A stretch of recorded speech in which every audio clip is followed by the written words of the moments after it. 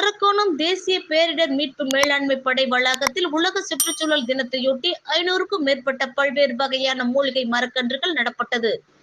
ராணிப்பேட்டை மாவட்டம் அரக்கோணம் அடுத்த நரிக்குப்பம் பகுதியில் இயங்கி வரும் தேசிய பேரிடர் மீட்பு மேலாண்மை படை வளாகத்தில் உலக சுற்றுச்சூழல் தினம் சிறப்பாக கொண்டாடப்பட்டது.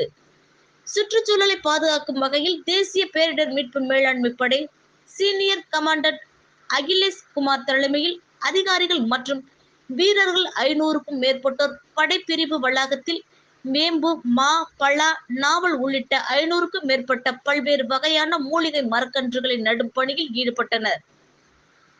இதில் படைப்பிரிவின் துணை கமாண்டர் வைத்தியலிங்கம் உட்பட ஏராளமானோர் உடன் இருந்தனர்.